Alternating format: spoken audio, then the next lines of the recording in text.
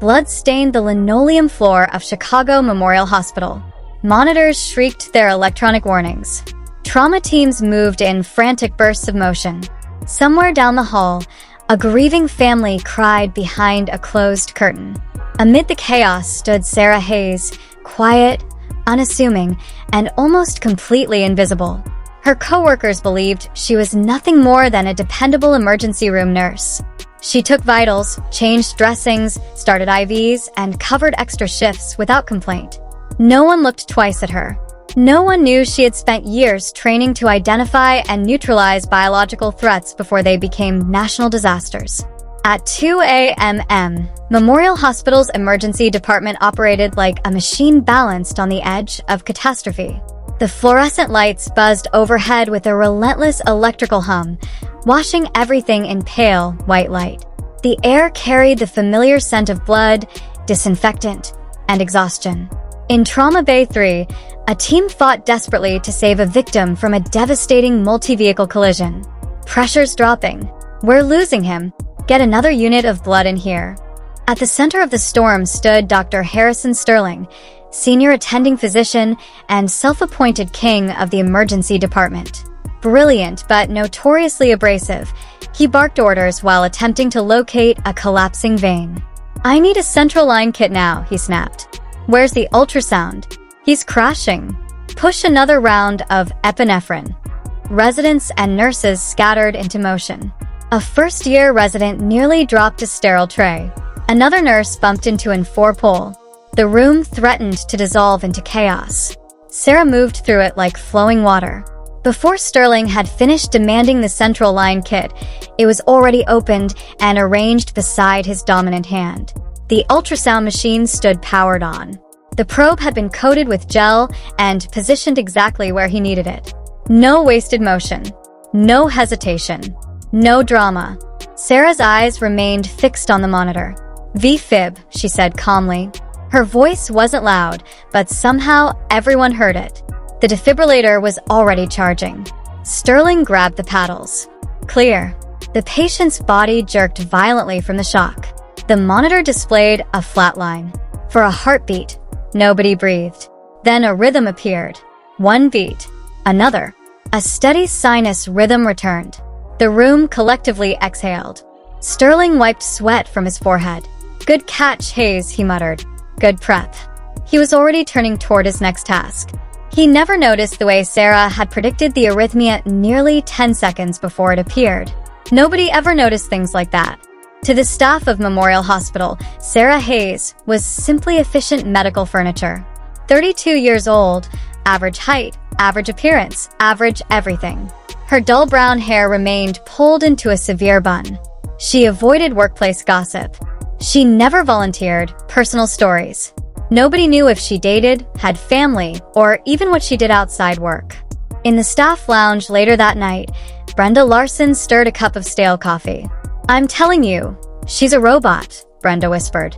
Across from her, charge nurse Miriam Ortiz barely looked up from the staffing schedule.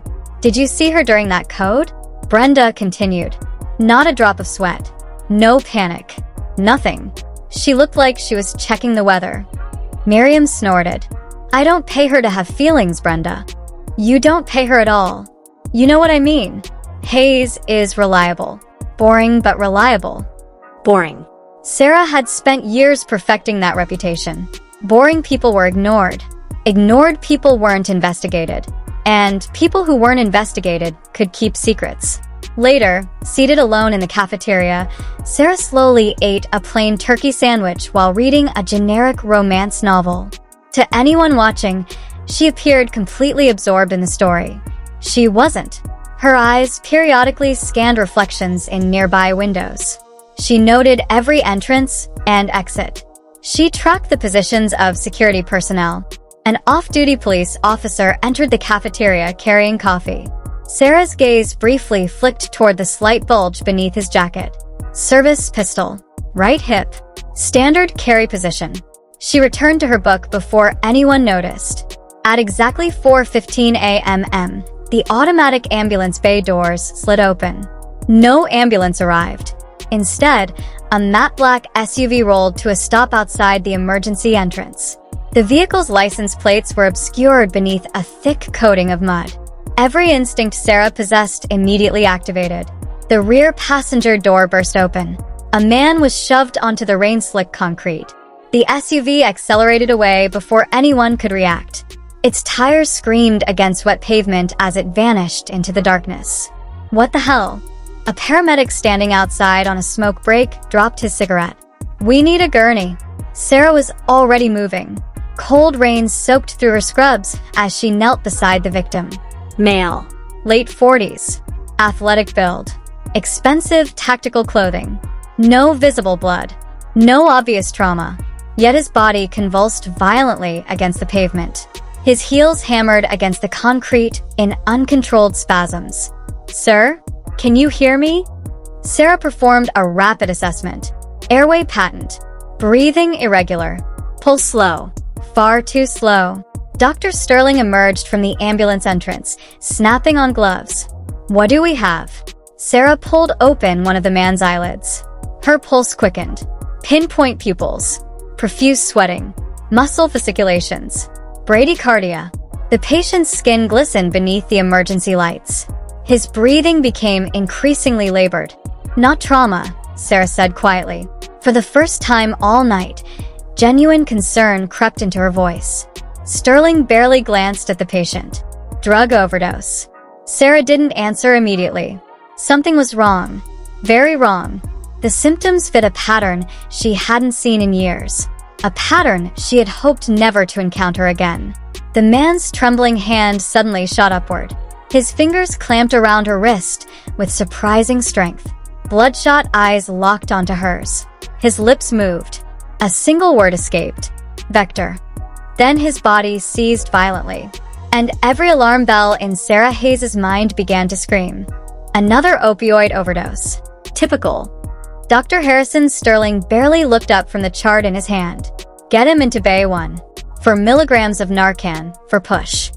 Sarah remained kneeling beside the convulsing patient as orderlies transferred him onto a gurney. "Doctor, I didn't ask what you think, Hayes." Sterling's voice cracked like a whip. "I said push Narcan. Move." The gurney burst through the emergency department doors. Wheels rattled across the polished floor as nurses and residents cleared a path. Bright surgical lights flooded the patient with harsh, white illumination. The closer Sarah looked, the more wrong everything felt. A faint odor clung to the man's skin. Not sweat. Not alcohol. Not narcotics. It was strangely sweet, almost like overripe fruit left too long in the sun, mixed with a metallic scent that reminded her of heated copper. The smell triggered a memory she wished had remained buried. The patient's muscles jerked violently beneath his skin.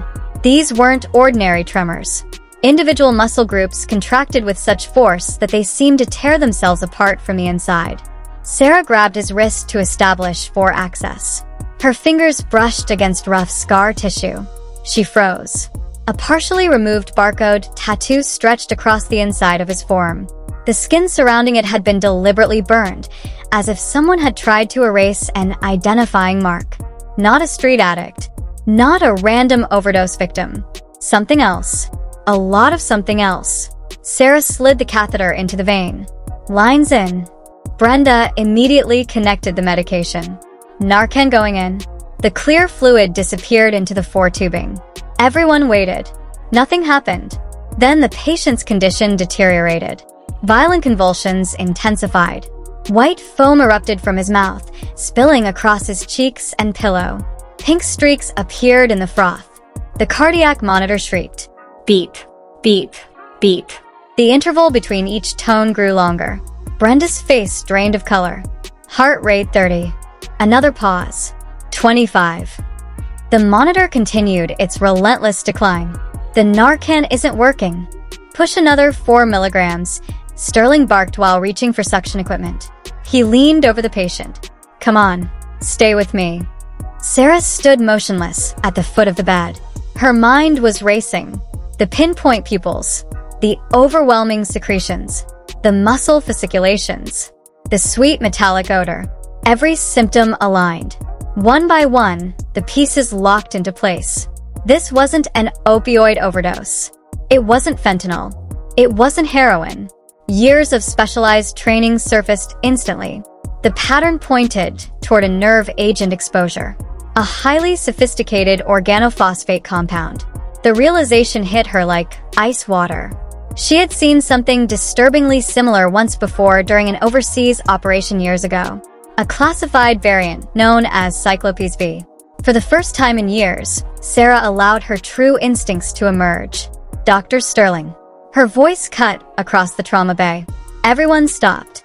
The calm, forgettable nurse was gone. Do not administer more Narcan. Brenda froze with the syringe halfway to the foreport. Sterling turned slowly. His expression darkened. Excuse me? He isn't suffering from a narcotics overdose. Sarah was already moving. She crossed the room with absolute certainty. He's in a cholinergic crisis consistent with organophosphate poisoning. The crash cart drawer slammed open. Brenda, stop the Narcan. Sarah grabbed supplies. I need atropine immediately. Every vial available. The room fell silent. Sterling stared at her. Have you lost your mind? 2 milligrams for push. Repeat as needed. Sarah didn't even look at him. I also need pralidoxime prepared now. You are a nurse, Sterling snapped. You do not make diagnoses. His voice echoed through the bay. If you're wrong and he's on stimulants, you'll kill him. Sarah finally turned. The intensity in her eyes struck the senior physician like a physical blow.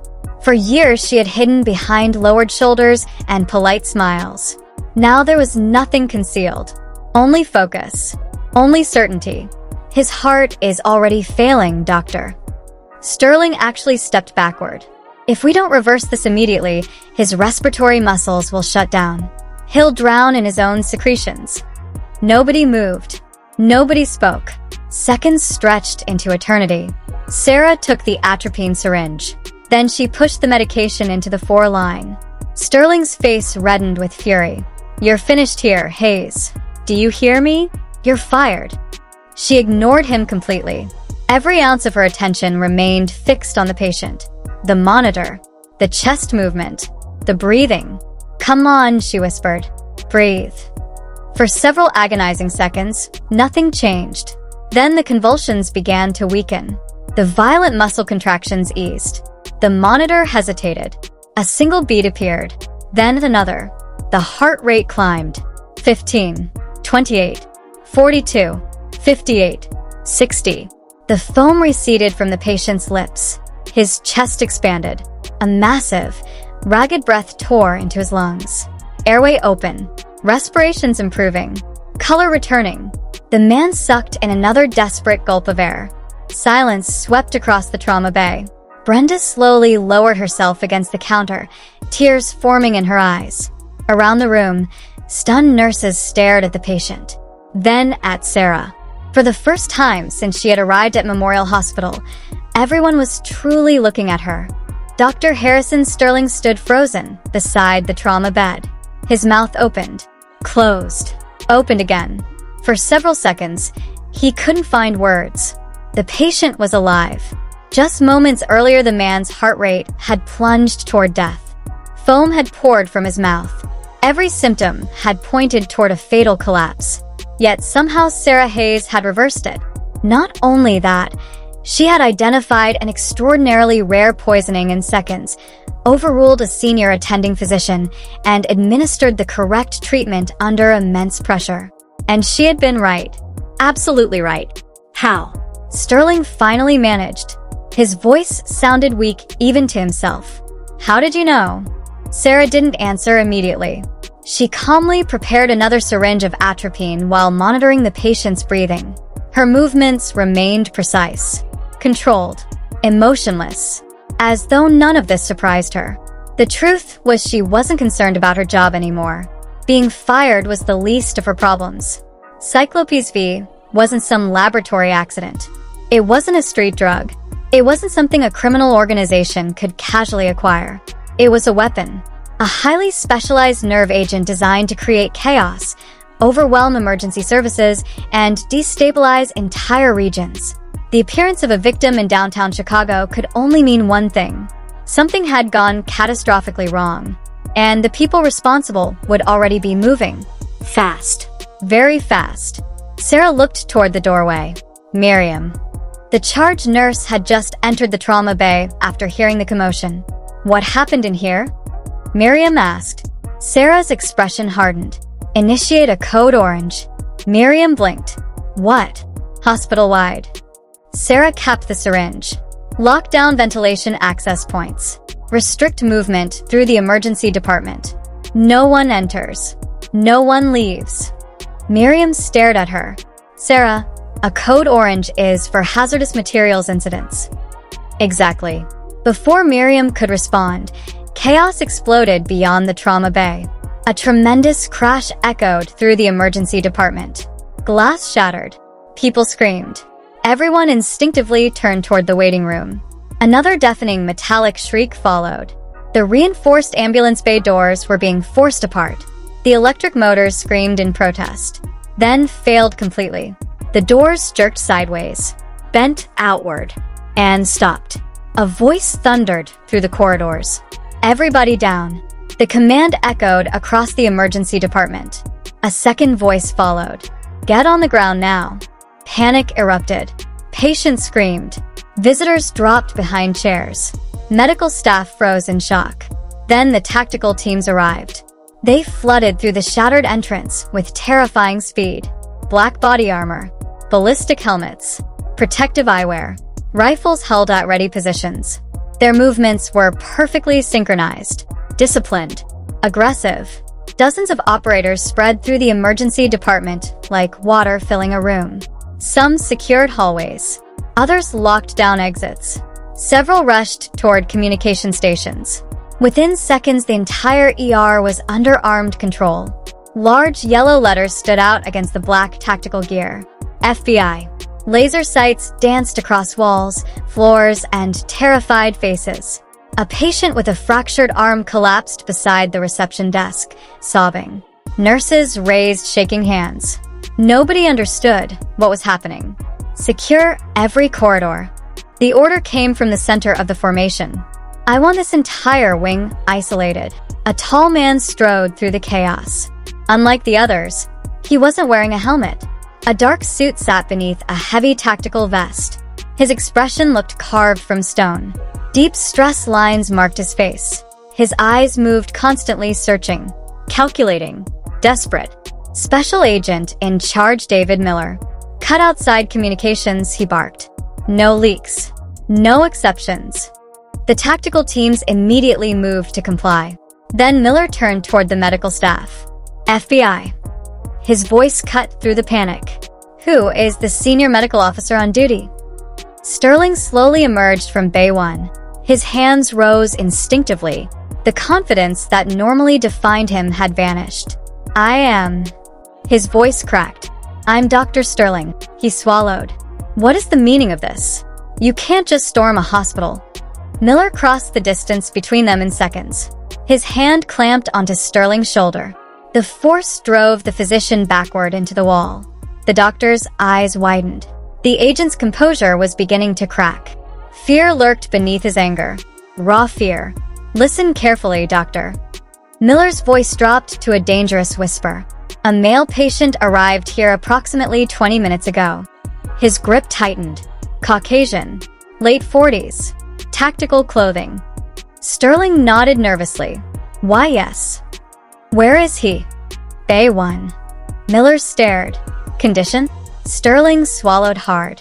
He was dying. The agent's expression darkened.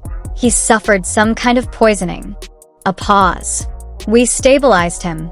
For the first time, genuine shock flashed across Miller's face. Stabilized? Yes. He's alive? Sterling nodded. Miller immediately turned. Bravo team. Several operators looked up. Secure Bay 1. His voice echoed through the department. No one touches that patient. Armed agents surged forward. Wait! Sterling shouted. The words burst out before he could stop them. My nurse is still in there. The agents ignored him. They're medical staff. No response. Don't shoot. Miller reached the curtain first. With one violent motion, he ripped it aside. The room beyond fell silent. Brenda and Miriam stood pressed against a corner, pale with terror as rifles swept into the bay. The recovering patient remained on the bed, and beside him stood Sarah Hayes. Calm. Motionless, completely unfazed, as though she had been expecting them all along. Sarah calmly adjusted the foredrip. The room around her had become a war zone. Armed federal agents crowded the trauma bay. Rifle muzzles tracked every movement. Brenda and Miriam remained pressed against the wall, pale and terrified. Sarah barely seemed to notice. She checked the flow rate one final time and secured the line. Step away from the patient. Special Agent David Miller's voice carried the weight of absolute authority. Hands where I can see them. Sarah finished her task before turning. Slowly. Deliberately. Her face showed no fear. No panic. Only profound exhaustion and mild irritation. He requires continuous cardiac monitoring, Agent, she said evenly. Her gaze flicked toward the rifles. And if your people continue leaning over the bed, they're going to contaminate the sterile field. For a moment, Miller simply stared at her. Most civilians froze when confronted by armed federal agents. This woman was lecturing them on hospital protocol. I don't care about your sterile field, Miller replied. His patience was wearing thin. You're dealing with a federal security incident. Step against the wall. Sarah didn't move. Dr. Sterling cautiously entered the room, flanked by two agents. His earlier anger had been replaced by nervous disbelief. Sarah, he said carefully, please just cooperate. They're here for him. Miller ignored the physician. His attention had shifted to the medication tray beside the bed. Several empty vials rested there. Evidence. Proof. He picked one up. His eyes narrowed. What did you administer? Atropine, Sarah answered, followed by pralidoxime. The room fell silent. Miller slowly lowered the vial. The toxin in his system is synthetic, he said. There is no conventional emergency protocol. Our experts projected near-zero survival. Sarah glanced toward the unconscious patient. It wasn't enough to reverse the damage. Her voice remained purely clinical. It only delayed it. Miller's jaw tightened. What does that mean? It means his neurological receptors are still deteriorating. Sarah pointed toward the monitor. Without a specialized counteragent, he'll likely suffer catastrophic neurological failure within the hour. The tactical agents exchanged uneasy glances. Even they understood how serious that sounded. Miller looked genuinely stunned. He turned toward his team leader. How does a civilian ER nurse know treatment protocols for a classified biochemical agent? Nobody answered, because nobody had an answer. Miller's eyes returned to Sarah. For the first time, suspicion outweighed urgency. Who are you? Before she could respond, another agent rushed into the bay carrying a secure communications unit. Sir, the agent's voice was urgent. I have Washington on the encrypted line. Deputy Director Vance wants an immediate situation report. Miller swore under his breath and grabbed the handset. Miller. A pause. We have the package. Another pause. Yes. He's alive. The room remained silent as everyone watched. Miller listened, then frowned. His expression shifted from confidence to confusion. Say that again. A longer pause followed. His eyes swept across the room. Over Sterling. Over Miriam. Over Brenda. And finally over Sarah. His stare lingered. Slowly. Carefully. As though he were seeing her for the first time. Understood. Miller handed the communications pack back to the waiting agent. For several seconds, he rubbed his temples. The gesture made him look unexpectedly human. Overworked. Overwhelmed. Possibly terrified. Finally, he faced the room. Listen carefully. Every eye fixed on him. This facility remains under federal control. Nobody argued. You will remain where you are and follow instructions. His voice hardened. We are holding position until a specialized tactical medical commander arrives and assumes custody of this asset. A commander? Sterling asked. His confusion finally overcame his fear. From where? The CDC? Brenda whispered. Miller shook his head. No. The single word seemed to darken the room. Joint Special Operations Command. Nobody spoke. Miller continued. A retrieval specialist. A shadow operations asset. The director says she's already in Chicago. His expression became increasingly puzzled. According to her transponder signal, he paused. She's inside this building. The silence was absolute. Even the agents looked confused. Miller straightened, then raised his voice loud enough to carry into the hallway beyond the bay. I am looking for an operative currently assigned under deep cover. His gaze swept across every face. I need someone to direct me to Captain Hayes. No one moved. The only sound was the steady beep of the cardiac monitor. Sterling looked at Miriam. Miriam looked at Brenda. Brenda looked completely lost. There has to be some mistake, Miriam said at last. Her voice trembled slightly. We don't have any military personnel working here. For the first time since the agents had entered, Sarah allowed herself the faintest sigh. A look that suggested her night had somehow become even more complicated. We certainly don't have a Captain Hayes.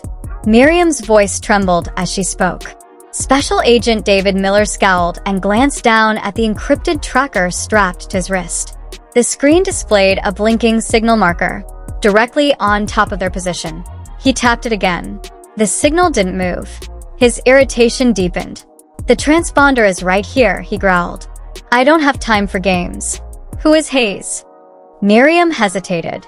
Then she slowly raised a shaking finger. There. Every eye in the room followed the gesture. Toward Sarah. Toward the quiet nurse in faded blue scrubs. Toward the woman everyone had ignored for years. The woman who worked double shifts. The woman who ate lunch alone. The woman nobody remembered speaking more than a few sentences at a time.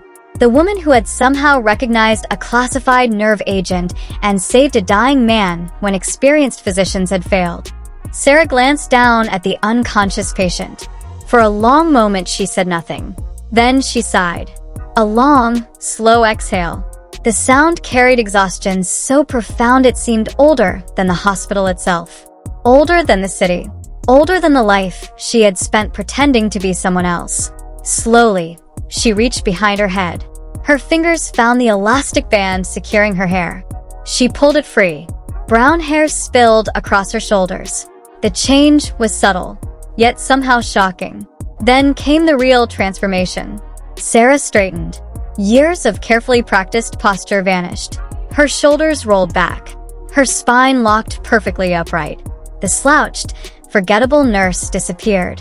The difference added only a few inches to her apparent height, but it transformed her presence entirely.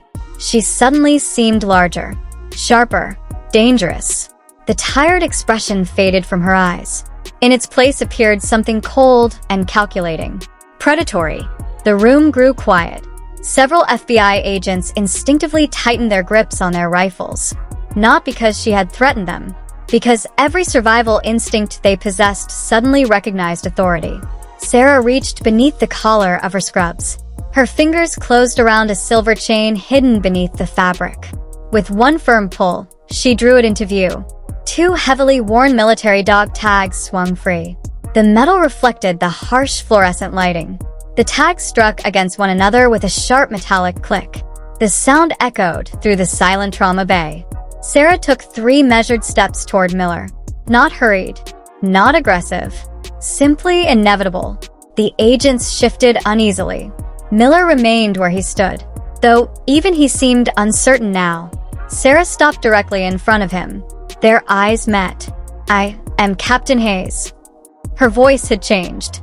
The softness was gone. Every word carried disciplined authority. I am assigned to a Joint Special Operations Medical Extraction Task Force. The room seemed to hold its breath. And Agent Miller. She gestured toward the shattered ambulance bay entrance. You and your personnel breached a contaminated hot zone without appropriate protective equipment. Miller's jaw tightened. Sarah continued. You are outside your operational expertise. Another pause. And as of this moment, I am assuming command of this incident. Silence. Complete silence. Even the cardiac monitor seemed quieter. Miller stared at her. The ordinary world of emergency medicine had just collided head-on with something far darker. Something hidden. Something classified. And suddenly, he wasn't sure who possessed authority anymore. Finally, he scoffed. The reaction sounded forced. You expect me to believe a floor nurse is commanding a black operations task force? He squared his shoulders, trying to reclaim control. Director Reynolds never mentioned a deep cover operative embedded in a civilian hospital. Sarah's response came instantly. Director Reynolds does not possess clearance regarding my deployment status. The words hit like a hammer. Several agents exchanged nervous looks. Miller opened his mouth. Sarah cut him off. My authorization code is Echo Tango 79er Actual. Her gaze never left his. Verify it through the Pentagon if you'd like. Then her expression hardened further. But while you're standing here debating credentials, your agents are actively becoming casualties. Miller froze. What? For the first time all evening, uncertainty crept openly into his voice. What are you talking about? Sarah raised a hand. She pointed toward one of the tactical operators near the doorway. A large man gripping an M4 rifle. Agent Peterson. Look at the lights. Peterson blinked. What? The overhead lights. Confused, he glanced upward. Sarah stepped forward. Now every eye in the room was fixed on him. Observe his pupils. The room collectively leaned in. Peterson's pupils were tiny, almost unnaturally constricted. Pinpoints. Sarah's voice became clinical. Extreme meiosis. She pointed again. One of the earliest indicators of exposure. Peterson lowered his gaze. A flicker of concern crossed his face. Sarah continued. When your team entered through the ambulance bay, you crossed an area contaminated by the victim's biological secretions. The implications hit the room immediately. Several nurses gasped. Brenda stumbled backward into a supply cabinet, covering her mouth with trembling hands. No. Sarah nodded. Trace contamination. Peterson swallowed. His face had begun to pale. Agent Peterson. Her voice sharpened. Are you experiencing chest tightness? The agent hesitated, then nodded. A little. Sarah continued. Metallic taste? His eyes widened. Maybe. Blurred peripheral vision? Peterson's grip weakened on the rifle. I thought it was stress. No. The answer was immediate. Not stress. A bead of sweat rolled down Peterson's forehead. Sarah took another step forward. Your autonomic nervous system is beginning to destabilize. The trauma bay erupted into terrified whispers. Peterson suddenly looked less like an elite federal operator and more like a frightened patient. Sarah turned sharply. Miriam. The charge nurse snapped to attention. Years of habit made the response automatic. I need every atropine auto-injector from the hazardous materials cache. Miriam didn't hesitate. Go. Sarah's command cracked through the room. Now. Miriam sprinted from the bay. Rubber soles squealed against the linoleum. No questions. No hesitation. No doubt. Miller watched her disappear. The full reality of the situation finally settled over him. His tactical team. His agents. His operation. All of it had potentially walked into an invisible threat they barely understood. The radio slipped from his fingers, clattering onto the floor. His face drained of color. For the first time since entering the hospital, genuine fear replaced authority. He spun toward his agents. Fall back. The command exploded from his throat. Everyone fall back immediately. Panic had finally entered the voice of Special Agent David Miller. And everyone in the emergency department heard it. Seal the bay doors.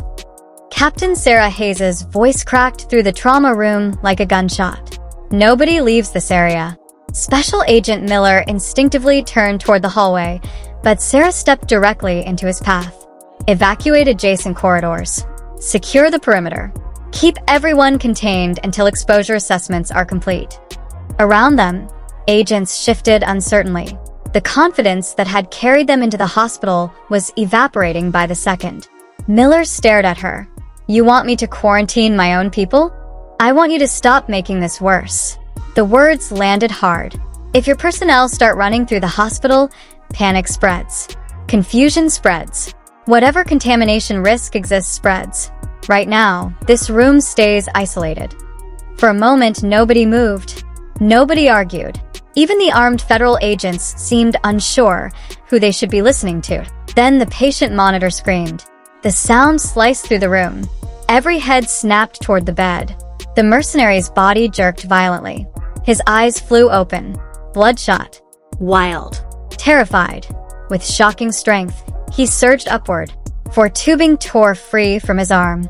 Blood spattered across the sheets. Brenda shrieked. Dr. Sterling stumbled backward. The man lunged blindly. His hand locked around Sarah's wrist. The grip was desperate rather than aggressive, like a drowning man reaching for a lifeline. Sarah didn't pull away. She didn't flinch. Instead, she leaned closer, ignoring the fear radiating from everyone else in the room, ignoring the chaos, ignoring the danger. The dying man's lips trembled. Every breath sounded painful. Every word required tremendous effort. "Station," he rasped. Sarah leaned closer. His voice was barely audible. "They're moving tonight." A fit of coughing interrupted him. His body shook. "They won't stop." His eyes rolled toward Sarah, filled with fear, filled with guilt. "I tried." The final words emerged as little more than a whisper. Then his strength vanished. His hand slipped from her wrist. His body collapsed back against the mattress. The monitor immediately erupted with alarms. Dr. Sterling rushed forward. "He's crashing again." Sarah checked the man's pulse. Weak. Barely present, but still there. She straightened slowly. Her expression had become even colder. "What did he say?" Miller asked. Sarah met his gaze. The room waited. He wasn't a perpetrator. The words landed heavily. He was trying to stop something. Nobody spoke. Miller felt a knot tighten in his stomach. Sarah continued. "Whatever operation he was involved with is still active." The realization spread across the room. The unconscious man on the bed wasn't the crisis. He was the warning. Sarah's mind raced. Timelines, locations, possibilities, worst-case scenarios. Every second mattered. The room vibrated. A deep rhythmic thumping echoed through the building. The sound grew louder, stronger. Medical trays rattled. Instruments shook against stainless steel surfaces. Several agents looked upward. Sarah didn't. She already knew what was coming. "My team." The simple statement carried absolute certainty. Outside, rotor wash thundered across the hospital grounds. The vibration intensified, then stopped. Seconds later, movement appeared at the shattered entrance. Unlike the FBI's dramatic arrival, these newcomers entered in complete silence. 6 figures. Disciplined. Precise. Every motion controlled. They wore specialized protective equipment and moved with the confidence of people who had rehearsed every possible scenario. No wasted movement. No unnecessary communication. Just purpose. The lead operator carried a reinforced equipment case. The others immediately established positions around the room. Within moments, they had transformed the trauma bay into a command post. The lead operator approached Sarah. "Captain." The single word contained unmistakable respect. "We're ready." Sarah nodded once. The case was opened. Medical supplies, diagnostic equipment, specialized emergency gear. Everything arranged with military precision. "Begin assessment protocols," Sarah ordered. The team immediately complied. No questions. No hesitation. Miller watched in stunned silence. Not one member of the unit acknowledged him. Not one sought his approval. Their attention remained fixed entirely on Sarah. For the first time, the reality fully settled over him. This wasn't a nurse pretending to be a soldier. This wasn't some exaggerated cover story. These professionals treated her as their commanding officer, because she was. Across the room, Dr. Sterling stood motionless.